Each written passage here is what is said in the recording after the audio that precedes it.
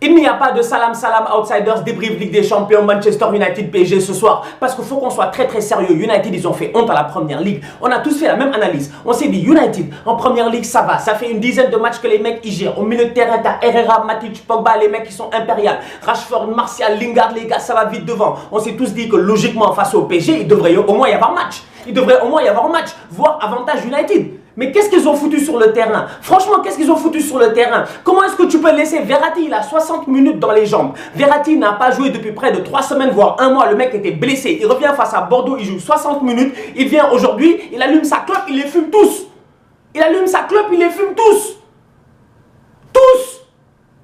L'autre Marocain à côté, Marquinhos, j'en parle même pas. Il a allumé la chicha, il les a doublement fumés encore. Chicha menthe, mec. Non, franchement, à un moment donné, il faut qu'on soit sérieux. Sincèrement, la bataille aujourd'hui au milieu de terrain, avantage Paris Saint-Germain. Les mecs, ils ont été parfaits. Et le PSG, non seulement au milieu, ils ont été parfaits. Défensivement, ils ont été parfaits. Offensivement, ils ont été parfaits. Moi, je pensais que j'allais jamais dire ça dans ma vie. Mais le Paris Saint-Germain, aujourd'hui, ils m'ont bluffé. Ils m'ont bluffé de A à Z.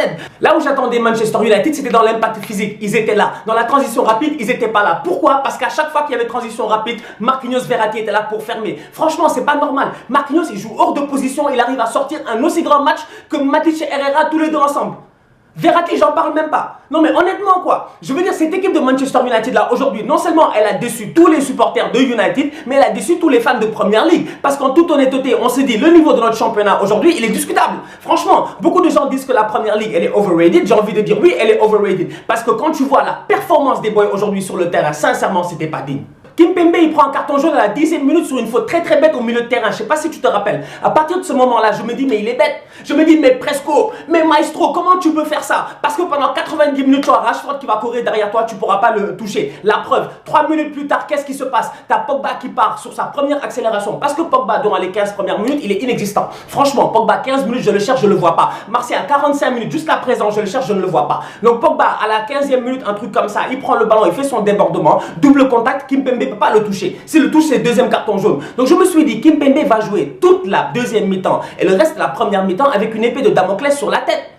Et non, même malgré ça, le mec il a géré. Parce que derrière Kimpembe, petit à petit dans le match, il est rentré en confiance. Le boy, il a fait un excellent match aujourd'hui. J'avais pas vu Kimpembe comme ça depuis la Coupe du Monde. Je te dis, depuis le match face au Danemark où il a fait un bon match défensivement, depuis lors, j'ai pas vu Kimpembe. Faut être sérieux, Kimpembe, depuis qu'il est revenu de la Coupe du Monde, il s'est mis en mode maestro. Le gars, il était plus en vacances qu'autre chose aujourd'hui. Sincèrement, chapeau à toi. D'ailleurs, son but, en toute honnêteté, il m'a bluffé parce que son but, ça m'a rappelé un peu le but de France-Brésil domicile. Tu te rappelles? Cette passe de Zidane au deuxième poteau, Thierry Henry qui surgit, plat du pied. Même chose, Di Maria, le centre, Kimpembe au deuxième poteau, le mec qui surgit, plat du pied, pied gauche, le but, il est parfait. Angel Di Maria, faut qu'on en parle. Ashley Young, je suis désolé, lui, la première ligue est un championnat physique, mais le coup d'épaule de Ashley Young, là, mais on va être sérieux? Mais on va être sérieux, c'est n'importe quoi. Moi, je donne deuxième carton jaune. En fait, United, aujourd'hui, il a pu finir le match à 9. Il doit finir le match à 9. En fait, United, aujourd'hui, il doit finir le match à 9. Parce que Di Maria, sur le côté, il a failli tuer Ashley Young. Di Maria a été superbe aujourd'hui. Franchement, Di Maria, 2 passes d'est, rien à dire. Le mec, il a géré. On pensait tous qu'offensivement, United, ils allaient venir en phase de transition. Ils allaient aller très vite et qu'ils allaient créer des dangers. Derrière, quand t'as Marquinhos et Verratti qui coupent toutes les transitions, c'est difficile de créer le danger. Et même malgré ça, quand de temps en temps, tu voyais des fulgurances de Rashford ou de Lingard qui étaient là, Kerr était là, Thiago Silva, taille patron, rien à dire aujourd'hui. Franchement, Thiago Silva, j'ai toujours dit, je suis pas un fan de Thiago Silva. J'ai toujours dit, je suis pas un grand fan de Thiago Silva parce que le mec, je l'ai toujours trouvé un peu trop mou émotionnellement. Mais en ce moment, Thiago Silva, cette saison, il est énorme. Le taf qu'il fait en ce moment, il est parfait. Gianluigi Buffon, 41 ans, je n'ai jamais compris le délire. Mais Buffon, il inspire une sérénité. Buffon, tu le vois faire des thumbs up à ses boys, les applaudir sa défense, mettre Kerr dans le jus et tout. Tu sens vraiment que cette équipe-là, elle a l'expérience qu'il faut. La défense, elle a été solide. Le petit Kerr, il m'a bluffé. Franchement, il m'a bluffé parce qu'autant Dani Alves sur le côté, il a rien foutu. On va être sérieux.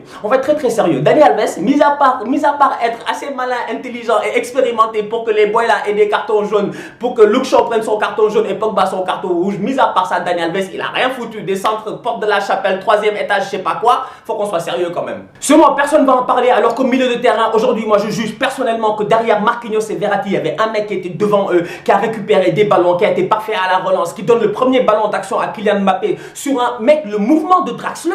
Oh, mais Draxler, il a été énorme aujourd'hui. franchement, Draxler, il m'a fait plaisir aujourd'hui. Julian Draxler, aujourd'hui, il m'a fait plaisir. Et je comprends pourquoi Draxler est en confiance en ce moment. Parce que juste avant le match, Tuchel, il disait un truc. Il disait que Draxler, je lui parle beaucoup, évidemment, parce que c'est un Allemand. Du coup, j'ai une facilité à pouvoir communiquer avec lui. Même durant le match, tu vois, à un moment donné, Draxler, il fait une faute, il se retourne. Tu as Tuchel qui lui parle, qui lui donne des instructions tactiques. Aujourd'hui, Draxler, il a été parfait. Rien à dire par rapport à cela.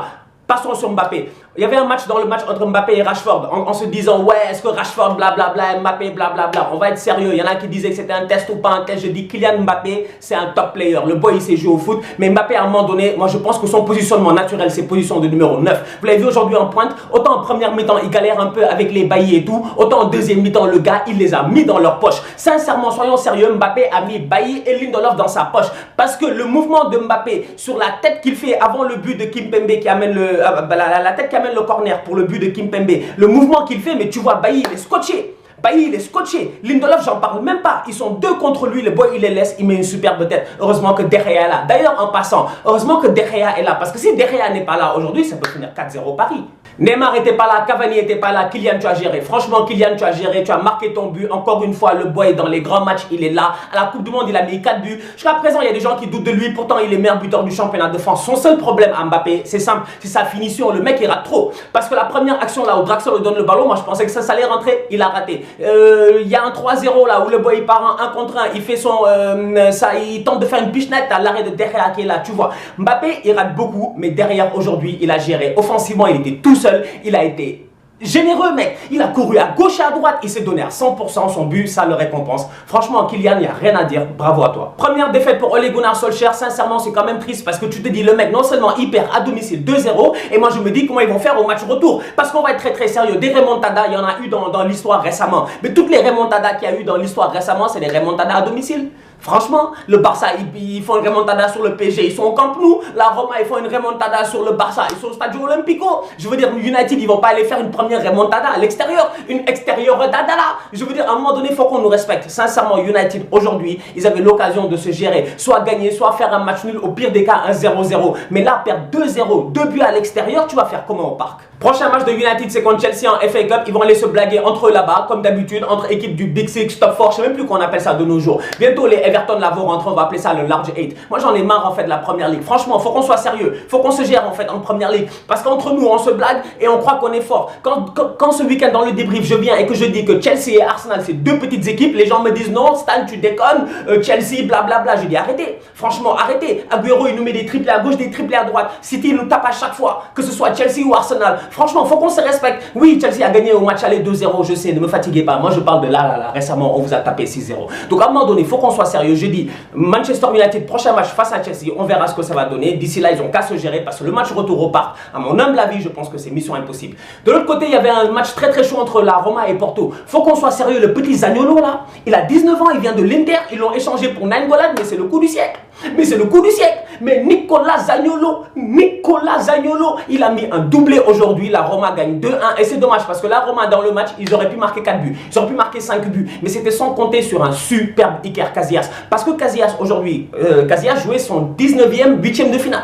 C'est-à-dire que Casillas c'est une légende. Et Casillas aujourd'hui, il a sorti un match de légende. Il a fait des superbes arrêts jusqu'à faire un arrêt du nez. Le mec, il a tout fait. Franchement, il a tout fait. Mais derrière, c'était sans compter sur Edin Dzeko qui est quand même très fort, sur un El Shaarawy qui va très vite et sur un Zaniolo qui a un placement parfait. La Roma se gère 2-1. La Roma joue très bien. La Roma bat Porto pour la première fois en Ligue des Champions depuis 5 matchs, je pense, que Porto n'avait pas perdu. Porto, ils arrivaient en pleine forme, mais derrière, ils étaient inexistants aujourd'hui, totalement dominés par la Roma, avec un Dorossi au milieu de terrain. Ma foi, il n'avait pas joué depuis 20 ans, Dorossi. Mais Dorossi, j'avais pas vu Dorossi jouer depuis, je pense, le match du Barça. Je pense que depuis l'année passée, le match du Barça, les supporters de la Roma venaient m'aider. J'avais pas vu Dorossi jouer depuis très longtemps. Il était blessé, là il est revenu, il a fait un super match. Donc du coup, ces Romains-là, je les vois aller. Je me dis que le match retour, ils peuvent le gérer. Mais attention au but à l'extérieur. Parce qu'ils ont fait les cons. Ils ont fait les cons, les Romains, et ils ont pris un but très bête. Franchement, un but très bête. Et ça peut leur coûter cher au retour. Dans ce match-là, il y a eu un penalty parce qu'on va être très sérieux. À Porto, ils ont ramené l'ancien Real Madrid. Donc, tu as Casillas et tu as Pepe. Pepe, il fait une main. Il fait une main qui est claire, nette et précise. Au ralenti, on la voit tous. On a tous vu la main de Pépé. L'arbitre va pas au VAR. Franchement, à un moment donné, il faut qu'on nous explique quoi. Tu vois, il y a des choses que je ne comprends pas. Il y avait penalty, je suis désolé, il y avait penalty. Main de Pépé, la Roma aurait pu gagner 3-1. On se capte demain pour un tout nouveau débrief avec l'Ajax qui va jouer face au Real Madrid. Ça va être très chaud. J'ai vu les Madrilènes arriver comme d'habitude. Tu vois, il y a Marcelo, il y avait Cristiano et il y avait Casemiro. Maintenant, il y avait Marcelo, il y avait Vinicius et il y avait Casemiro. Ils avaient mis les mêmes chaussures, etc. On va voir. Écoute, la superstition, ça peut marcher. On va voir si ça va marcher pour une 4e fois d'affilée. D'un côté, tu as un super match entre Dortmund et Tottenham. Le seul point négatif de ce match-là, c'est la blessure de Marco Reus. Franchement, Marco... Non, mais mes amis béninois sur la page là, vous pouvez pas trouver un marabout à Marco pour l'aider un peu, c'est pas possible. À chaque fois qu'on a besoin de Marco et qu'il est au top de sa forme, il se blesse. C'est dommage, mais nous on sera là, soyez là. D'ici là, on continue à liker, on continue à partager. Tous outsiders, on se capte demain.